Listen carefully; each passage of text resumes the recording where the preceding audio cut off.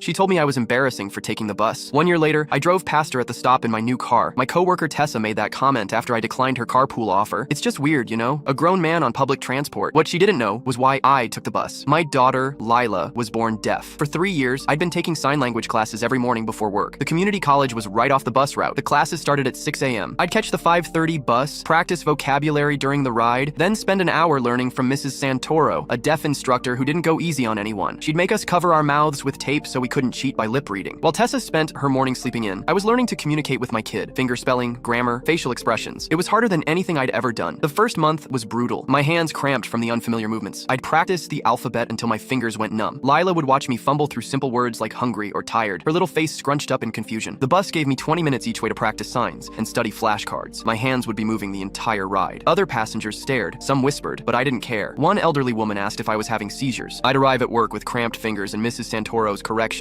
echoing in my head. Tessa would smirk when she saw me, walking from the bus stop. Still roughing it, I see. Month 2, something clicked. Lila and I had our first real conversation. Not just basic needs, but actual thoughts. She told me about a dream where we were flying together. I cried in our kitchen at 6 a.m. before catching my bus. Tessa started making more comments. You know there are payment plans for cars, right? She'd announce my bus schedule to the office. Better hurry, the city transport waits for no one. By month 6, I was dreaming in sign language. Lila would wake me up by tapping my shoulder and signing, "Good morning, Daddy," with this massive grin. We'd have entire conversations over breakfast while my wife was getting ready. The breakthrough came month 8. Lila got sick at daycare crying because none of the staff could understand what hurt. The moment I walked in, she signed rapidly about her stomach, how scared she was. The daycare workers stared as I signed back, scooping her up. How did you know all that? Tessa overheard me arranging Lila's doctor visit in ASL with the interpreter service. She cornered me afterward. "Wait, you actually speak that sign stuff?" "My daughter's deaf," I said simply. For once, Tessa had nothing to say. Mrs. Santoro pushed us harder as we advanced. "Your daughter doesn't need perfect signs," she'd say. "She needs a father who never stops trying." By year 2, Lila and I were inseparable. She'd sit on my lap during evening practice, giggling when I mixed up signs. We had inside jokes that made my wife feel left out until she started learning too. Year 3, Lila asked about my morning routine. "Where does Daddy go on the bus?" I brought her to class one Saturday. Mrs. Santoro met Lila, and they had this rapid conversation that left me dizzy. Afterward, Lila signed, "Daddy works so hard to talk to me." That broke me. I cried right there in the hallway. 1 year after Tessa's comment, I'm driving to Lila's school concert where she's performing in ASL. I'd finally saved enough for a reliable car. Every bus fare I didn't spend, every carpool I declined, it all added up. Red light. There's Tessa at the bus stop, looking miserable. Her designer life apparently fell apart. Heard through office gossip, she'd lost her house. I rolled down the window. Lila was in the backseat, saw Tessa, and started signing rapidly. "What's she saying?" Tessa asked. "She says you look sad. She wants to know if you need help." Tessa's face crumpled. "She's beautiful. How did you learn to understand that?" "Bus rides," I said. "Every morning for 3 years. Best education of my life." The light changed. Sometimes the most embarrassing thing you do becomes the most important. Lila waved goodbye to Tessa. In perfect sign language, she spelled, "Have a good day."